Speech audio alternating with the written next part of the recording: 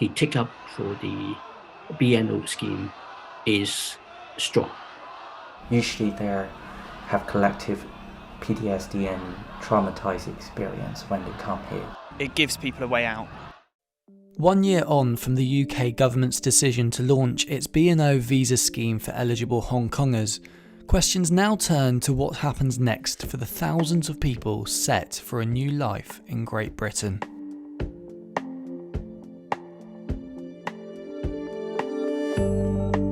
People in Hong Kong are leaving the country on the UK's BNO passport scheme due to a crackdown on democracy in the country. The one country, two systems principle put in place when Hong Kong was returned to China by the UK has in recent years been severely eroded. In 2019, widespread protests broke out in Hong Kong over the infamous extradition bill. Up to 2 million people took to the streets of Hong Kong to protest, just under a third of the population. The bill was withdrawn in September 2019 due to the mass national and international backlash, but in June 2020, China succeeded in clamping down on future protests, passing a new security law for Hong Kong, making it easier to punish protesters. In the wake of the crackdown on dissent in Hong Kong, the UK opened up the BNO scheme in January of this year. As of September, just under 90,000 Hong Kongers have applied to come and live and work in the UK.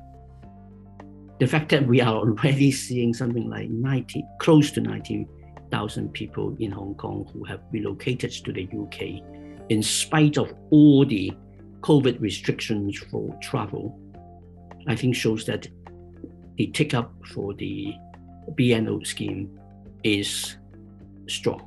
It's particularly important for groups who are the most vulnerable to political prosecution, so people who were activists, politicians, civil society actors, journalists, and those groups.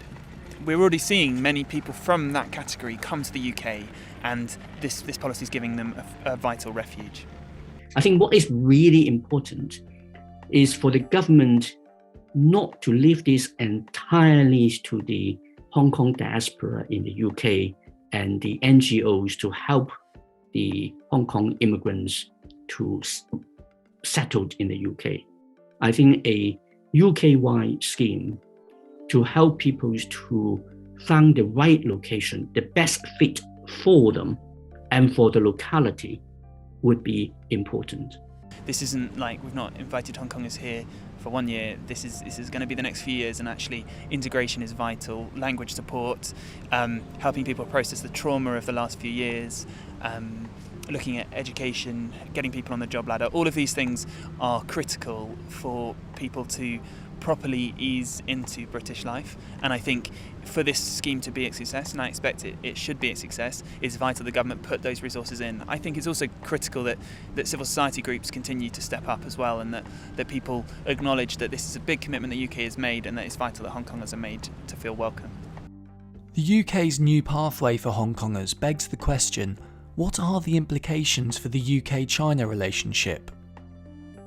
I think if and when the UK government will be seen by the Chinese as no longer sufficiently receptive and therefore useful to the Chinese government in terms of Chinese investments in critical infrastructures, then they may raise the BNO scheme as something that they take exceptions to and make that relationship more difficult.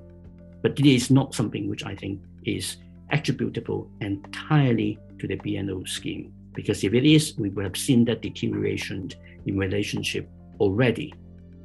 The problem with the BNO scheme is it is designed to offer a lifeline for many pro-democracy protesters in Hong Kong.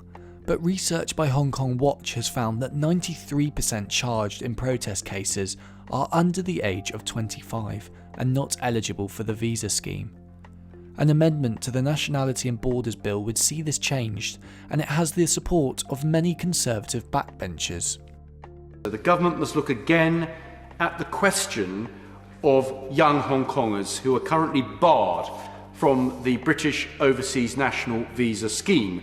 Like many members, I fully supported the introduction of the scheme, but it cannot be right that nearly 200 Hong Kongers are now in the UK asylum system.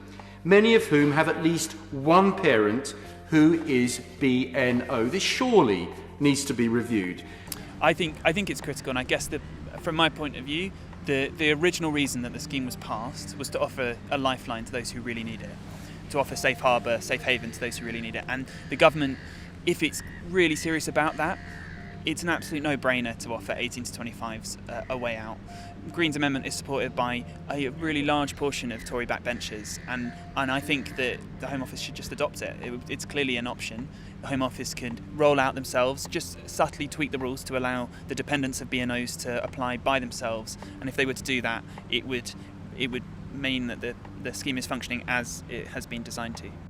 Simon Cheng is a prominent pro-democracy Hong Kong activist who was granted political asylum in the UK in 2020 after being arrested and tortured by the Chinese state. Simon says there is a diversity of experiences that the UK will need to cater for to make a success of the BNO scheme. The bumpy process would happen in terms of their eligibility to apply the visa, in terms of employment, education, housing, applying the bank account, etc. So we also have a regular casework team trying to signpost those people to find someone could get help and to provide some accurate and correct information to them.